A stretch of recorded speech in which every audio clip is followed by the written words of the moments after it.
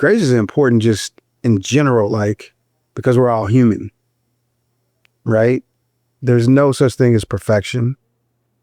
There's only getting better, right? There's no such thing as perfect. It's only getting better. And so with that comes mistakes and failures and trip ups and falls and all that other stuff that comes that's, negative. And so it's imperative that we give ourselves grace. Rise up, mind shift, new day, new hustle, street lights, bright ideas, courage through the struggle, focus on the vision, move smart, stay true, from the city to the boardroom, we breaking through, shift gears, new fears, but we thrive in attention, turn lessons into action, goals into intention, don't blink, stay up, every player's precision, welcome to mind shift, where ambition meets the mission. What's up, good people? Dan Smith, Porterhouse, KC, represent, hoot, hoot. We run a organization called the Porterhouse KC. I'm a co-founder of it. We do entrepreneurship support, all that good stuff. When you were really lost, what was the voice in your head telling you every day? Lost, my head is telling me that, I don't know if I had like immediate thoughts. There was just a lot of cloudiness. You know what I'm saying? It's like a lot of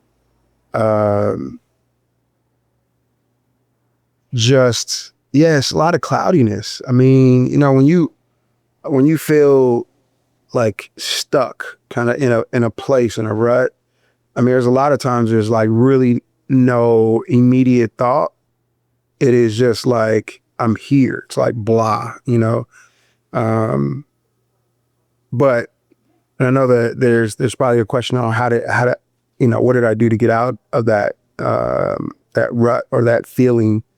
And I think for me, it's like really, I just start thinking about my why. Like, what is my whole purpose? What is my intention? What am I here for? And, a lot of it results, or it falls back on, my just kind of family values. My mom, my grandfather, my wife, my kids, you just start thinking about the people that mean the most to me and, what can I do to get out of the feeling that I have, to be able to like really keep pushing and pressing. So yeah, I mean, no immediate thoughts. It's just more of a feeling of drive and blah, but like I said, working our way out of it is just kind of just reflecting on why. It's my purpose in life, and so, yeah. How did that feel emotionally? Like, what was really going on inside? Yeah, man, and I know this is Men's Mental Health Awareness Month, and just to be honest, like I had a moment some years ago that I had a mental health thing, and I didn't know what the next steps were, but people around me were just kind of loved me enough to be able to like help me figure it out. So the feeling that I had was, it was anxious, like more anxious than I've ever felt before in my life. It was very high anxiety. Again, very cloudy, not really knowing what to do, where to look, where to go for help. So yeah, just a cloudy feeling, What thoughts or doubts kept spinning in your mind? Was there a story that you kept telling yourself?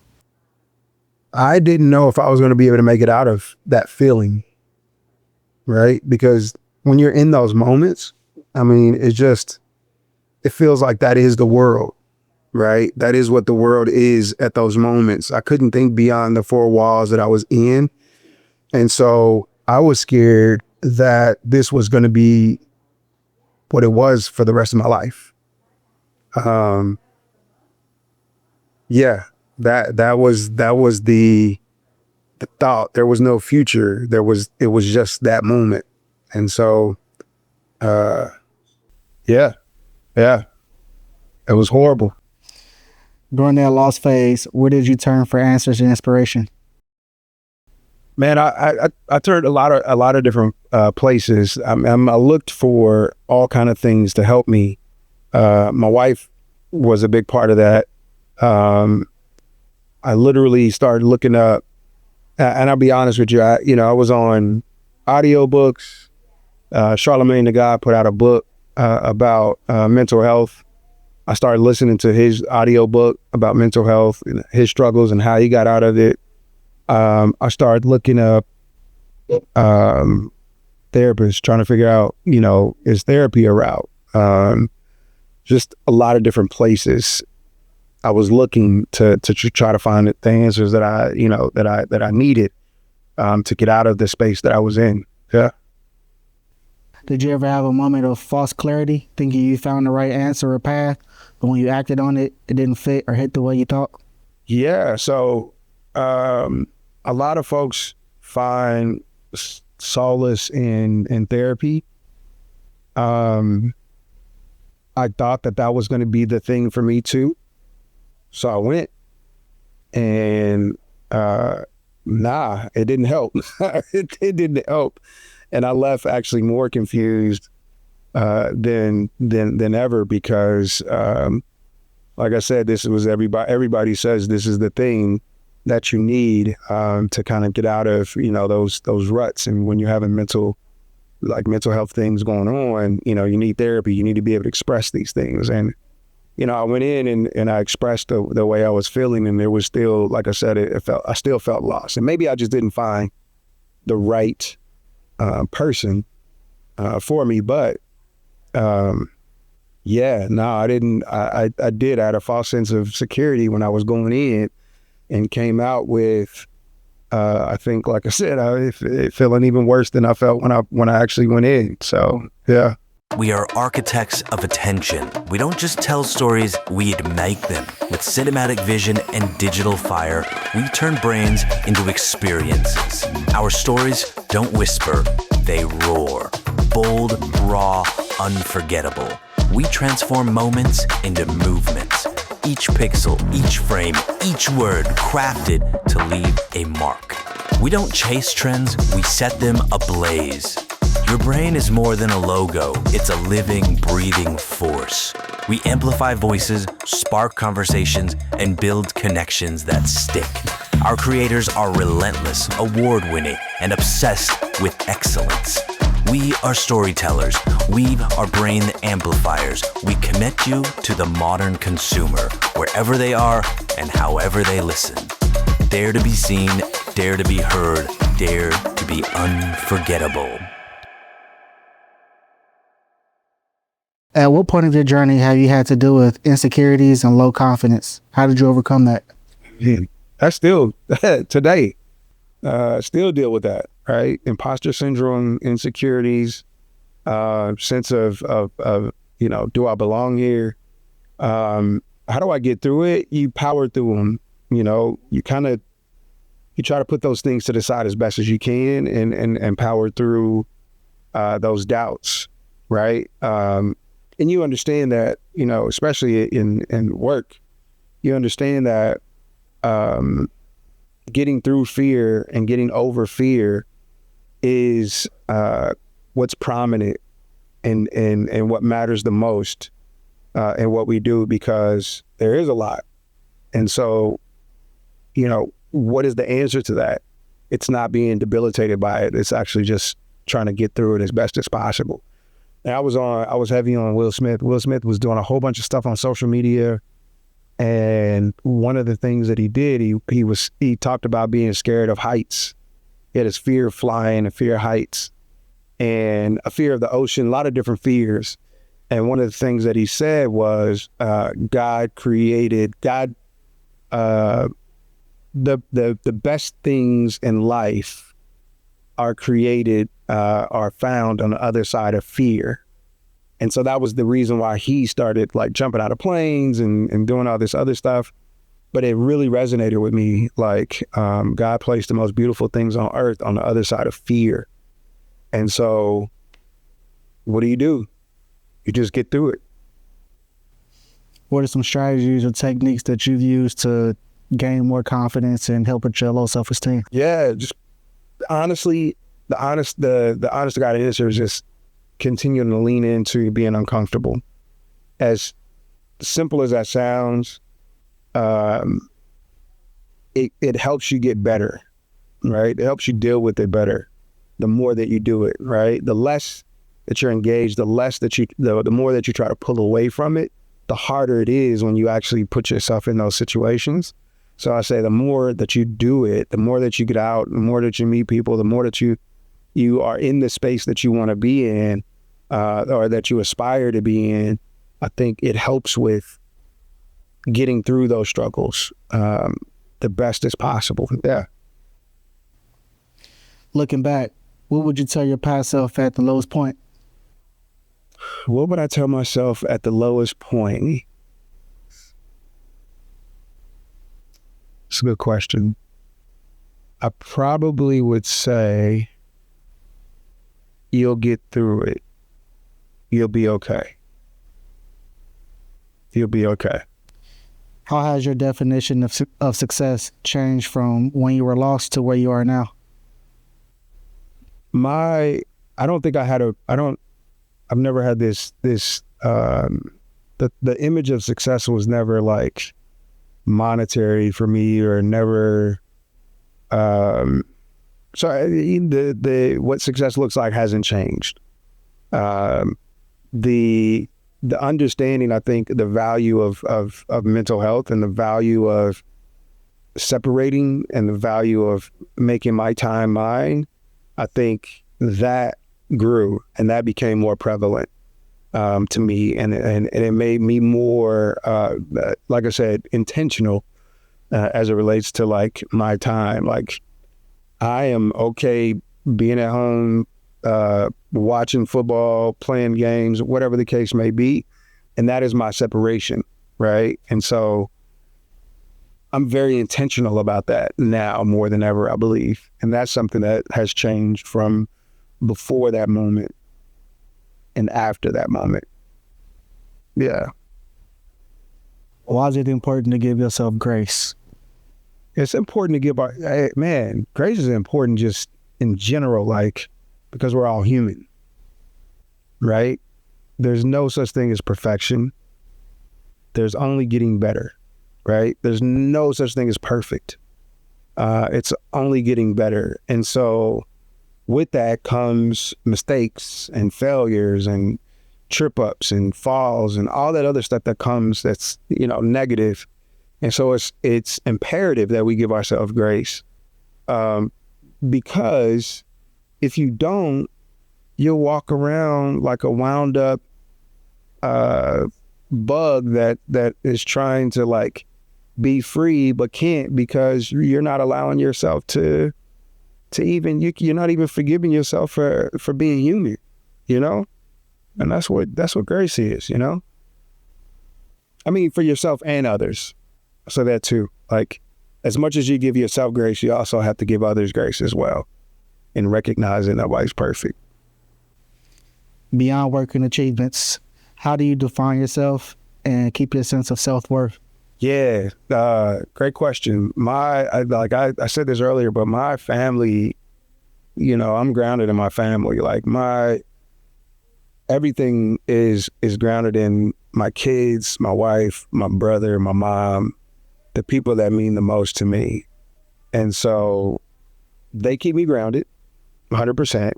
And I find success and value out of the things that they do, right? Like when they are successful in school, or they are having a great time, or they're going through these life changes that I remember going through when I was their age. Those are the things that, just kind of hit, and it matters to me. What would you tell a fellow entrepreneur who's stuck right now and feeling lost? If you are stuck and you're feeling lost as an entrepreneur, I think one of the most valuable things to do is to be around creatives and others, right? Go to a coffee shop, go to a library, go to an event, not necessarily with an intention, but just to be there, right? Sometimes when we allow ourselves to be in other environments, it just like aids to like an openness, right? And so it could potentially help you get outside of that bubble or whatever those issues are that you're working on or working through. And, you know, by talking to folks or just, like I said, being in space, it just helps, right? Grab a cup of coffee, get some tea, and be around people. Go people watch, be observant, right? It helps. When things got heavy or life was hitting hard, what routines or techniques did you use to keep your head straight? Man, I'd be lying if I said I had routines or anything to keep my head straight when I was going through my moments of struggle. I think I leaned into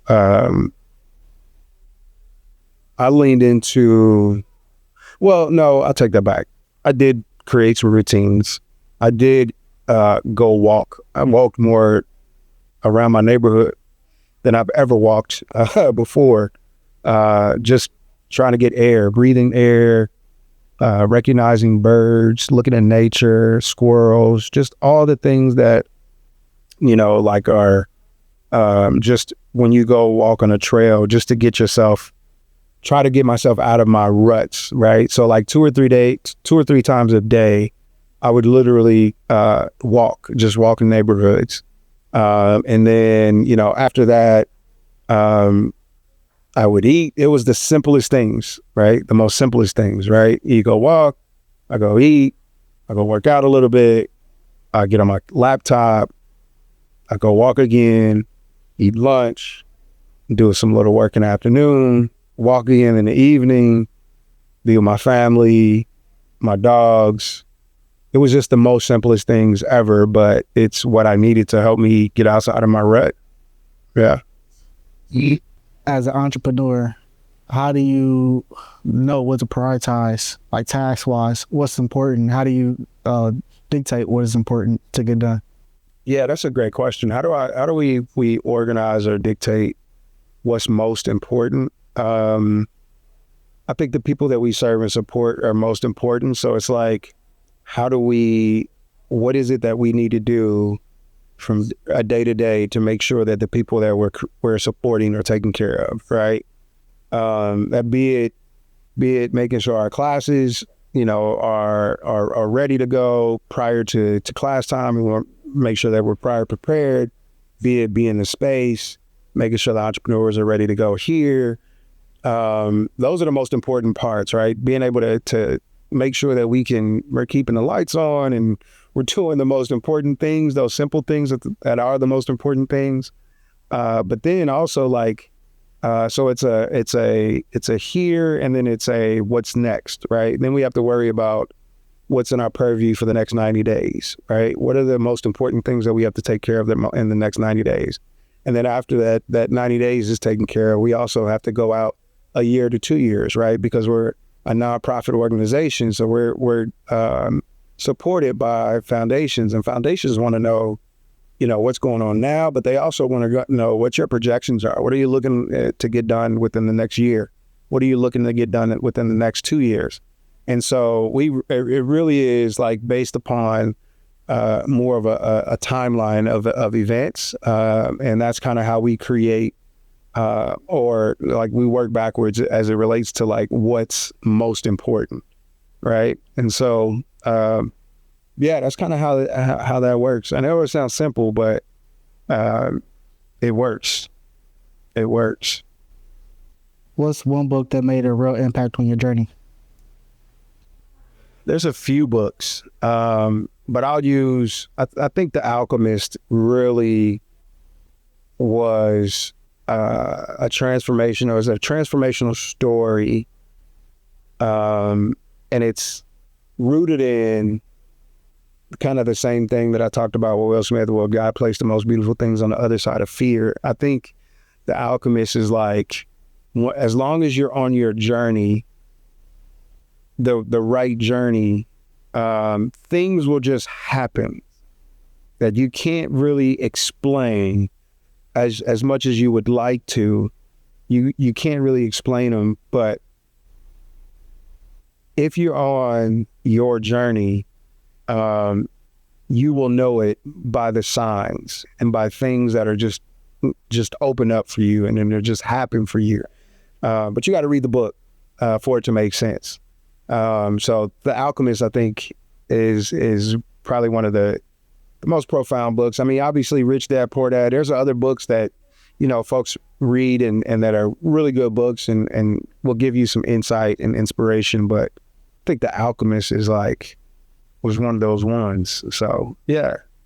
What did you take away from reading The Alchemist? What were you able to apply to your life? Yeah, I looked at, I mean, like The Alchemist, when I read it, and then things start happening, the more that we work harder at even this, like getting our space done and doing these different things, stuff would just happen.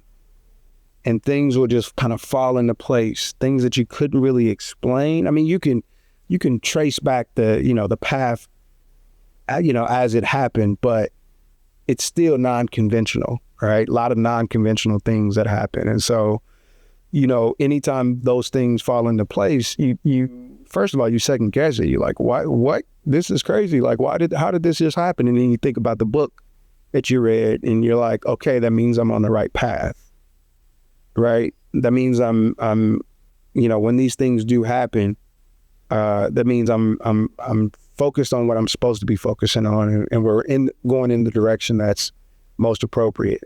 So yeah, comes out every day. Think about it every day. That's it for this episode of MindShift. This series is presented by Startland News, KC's nonprofit newsroom for startups and innovators. Produced by Social Apex Media, a Kansas City marketing and content studio.